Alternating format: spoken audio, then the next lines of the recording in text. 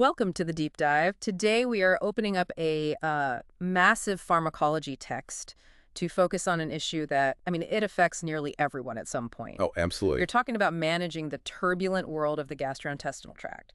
So, heartburn, ulcers, and all the drugs designed to restore that internal harmony. That's right. We're Mhm. diving into the science behind GI secretions.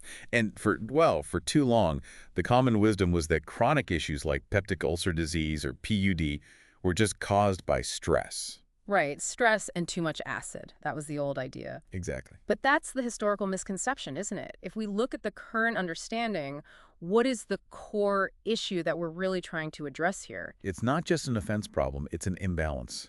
It's a failure of the defense of that protective mucus lining that coats the stomach and duodenum. And what causes that failure? The modern understanding points overwhelmingly to two primary triggers. Mm. Long-term use of NSAIDs, which can break down that layer, and critically, infection by the bacteria Helicobacter pylori. So our mission for this deep dive is to structure that whole pharmaceutical toolkit. We're going to cover the 5 major drug categories, their mechanisms, and most importantly, the clinical safety points you absolutely have to know. Let's start with the foundational group, the H2 antagonists. Okay. These are selective blockers. They target the H2 receptor sites found right on the gastric parietal cells. So by blocking those sites, You prevent up to 70% of the normal hydrochloric acid release that would be triggered by hormones like gastrin. you're essentially turning the main acid tap way down. So these are used for active ulcers, heartburn, GERD. But you also mentioned they treat pathological hypersecretory conditions. What exactly does that mean? Let's talk about rare conditions where acid production just, runs rampant. Not just from diet or stress? No, no. The key example here is Zollinger-Ellison syndrome, where a tumor causes this extreme, unregulated acid secretion that needs really aggressive management. H2 blockers are also used for prophylaxis against stress ulcers in critically ill patients. Now, when we look at the first agent developed, cimetidine or Tagamet HB, what were the clinical issues that made practitioners start favoring the newer ones, like nizatidine? Cimetidine posed two significant challenges that the later drugs, well, they largely avoided.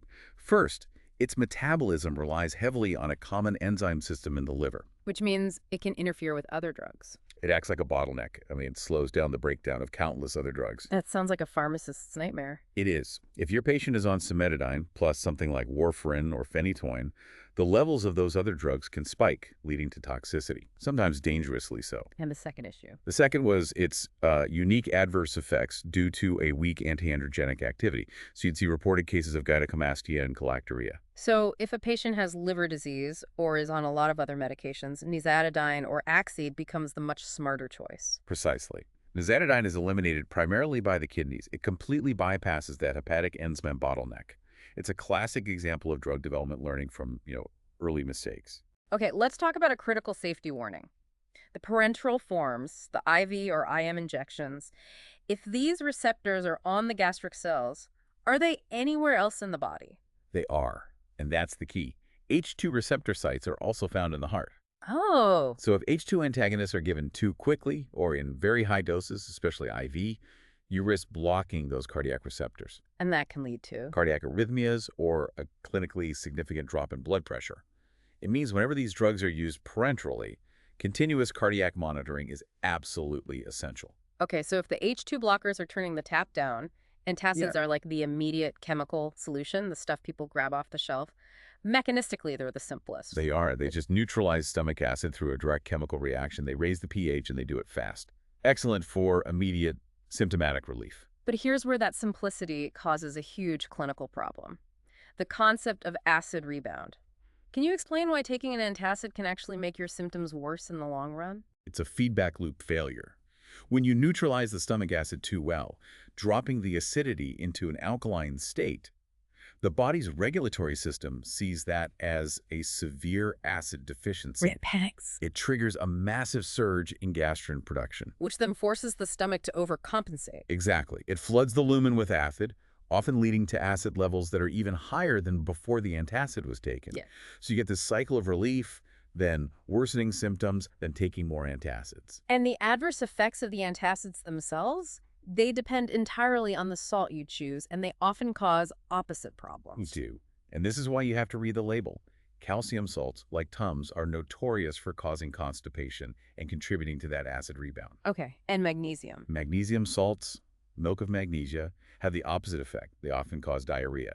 And then you have aluminum salts, like Amphigel, which can cause severe constipation and, worryingly, hypophosphatemia. Which is why you see combination products like Maalox trying to kind of balance those effects out. Right, but it can be a messy calculation. And you have to be really cautious with high-sodium antacids, like sodium bicarbonate. The sodium load is a real risk for patients with hypertension or heart failure. This all leads to the critical clinical takeaway for antacids, which is timing. Timing is everything. It truly is. Because antacids change the GI environment so drastically, they can interfere with the absorption of nearly every other oral drug. Making them ineffective. Yes, the absolute rule is separation. They must be given 1 hour before or 2 hours after any other oral medication. No exceptions. So if H2 antagonists turn the tap down, the proton pump inhibitors, the PPIs like omeprazole, are basically slamming the door shut.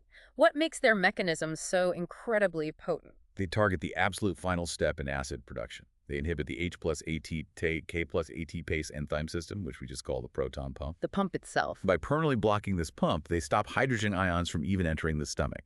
It's the maximal suppression of acid you can get. So they're the heavy hitters, used for ulcers, severe GERD, and they're critical in therapy to eradicate H. pylori. But what's fascinating, and frankly a bit concerning, is the recent evidence on long-term use. Well, this is it. We are trading short-term relief for some long-term systemic vulnerabilities. I mean, acid isn't just corrosive, it's a protective barrier. When you eliminate that barrier, you fundamentally change the body's homeostasis.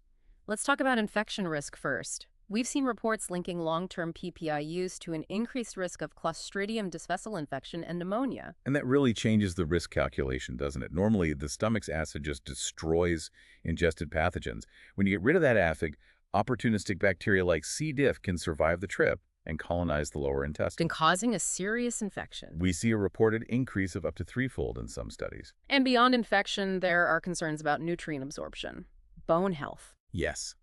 Because that acidic environment helps absorb certain nutrients, chronic PPI use is linked to an increased risk of osteoporosis and bone fractures, specifically due to altered calcium absorption.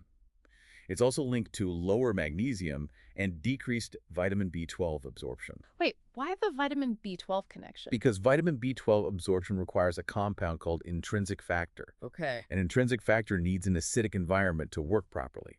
So by neutralizing the acidity, you impair the essential mechanism needed to absorb B12. So the overall safety takeaway is crystal clear.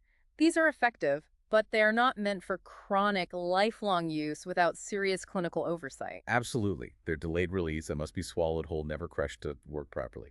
Given these systemic consequences, you have to stress limiting use and really evaluating the patient to find the root cause, not just suppress the symptoms forever. All right, now we can transition from suppressing acid to physically reinforcing the mucosal layer. Let's talk about the GI protectant, sucralfate. Sucralfate is really ingenious. When it hits the acid in the stomach, it polymerizes, and it forms this complex that acts like a temporary bandage. A protective coating. Exactly. It specifically adheres to injured areas, to the ulcer itself, and shields it from acid and bile salts, allowing it to heal underneath. So what's the main hurdle with giving it? The main side effect is constipation, but the clinical hurdle is timing. Since sucralfate needs acid to activate and form that coating, it has to be separated from antacids by at least 30 minutes. And for it to work best, it must be on an empty stomach, so an hour before or 2 hours after meals. Okay, let's move to Misoprostol, which is a prostaglandin. This drug not only cuts down on acid, but also helps the stomach lining protect itself. That's right. Misoprostol mimics natural prostaglandins, which inhibit acid secretion and increase the production of protective bicarbonate and mucus. Its primary use is very specific, preventing NSAID-induced gastric ulcers in high-risk patients who have to keep taking NSAIDs. Now for what is maybe the most serious safety warning in all of GI pharmacology. This drug has an extremely severe contraindication. It does. And we have to be very clear. Misoprostol is a potent abortifacient. It is pregnancy category X. The highest risk category. It stimulates uterine contractions and can cause excessive bleeding, cramping, and miscarriage. The clinical gravity here demands extreme stringency. Any woman of childbearing age must have a documented negative pregnancy test before starting therapy and commit to using effective barrier contraceptives for the entire course of treatment. This is a life and death safety point. Okay, finally, let's do a quick, essential look at cases where the problem isn't the acid, but the absence of digestive components. When do patients need enzyme supplements? This is when there's damage or dysfunction to the organs that make those enzymes. So think chronic pancreatic disease, cystic fibrosis, or even just xerostomia, which is chronic dry mouth. Starting with dry mouth, we have saliva substitutes. Right, products like mouth coat or Salivart. They help with swallowing and initiating digestion. You do have to be cautious, though, in patients with heart failure or hypertension because the sodium and electrolytes in these can be a problem. And for pancreatic issues, we replace what's missing with pancrelipase. Pancrelipase, known as Creon or Pancrease, is a supplement that replaces the essential pancreatic enzymes needed to digest fats, proteins, and carbohydrates. Without it, patients suffer from severe malabsorption. What's the single most important clinical note for pancrelipase? It is entirely useless if not timed correctly. Pancrelipase has to be administered with meals and snacks, With the food. and the capsules must be swallowed whole, never crushed or chewed, to make sure those enzymes are delivered where they're actually needed. This deep dive really illustrates the complexity of balancing the GI tract. We've covered the 5 main strategies: blocking acid, neutralizing acid, physically protecting the lining, and replacing missing enzymes. The key takeaway is just the sheer necessity of critical thinking. Lowering acid levels while it works, it fundamentally changes the body's chemistry. The strong evidence linking chronic acid suppression to severe issues like C. diff, osteoporosis, B12 deficiency, it just underscores why we have to constantly monitor things like renal function, hepatic function, and electrolytes. It makes you think back to that clinical scenario we talked about with WT, the traveling salesman. He was just reaching for an antacid every time his ulcer flared up, compounding the problem with smoking and coffee. Exactly. And given the known costs of these long-term drugs, it raises an essential question for any provider. Which is, What alternative non-pharmacological interventions, like addressing stress, adjusting diet, cutting back on alcohol and caffeine, should you prioritize before or during drug therapy to help that patient find a lasting, more natural balance? because sometimes the most profound intervention isn't found in a pill, but in the patient's lifestyle. A powerful way to close this out. Thank you for guiding us through all this. Always a pleasure.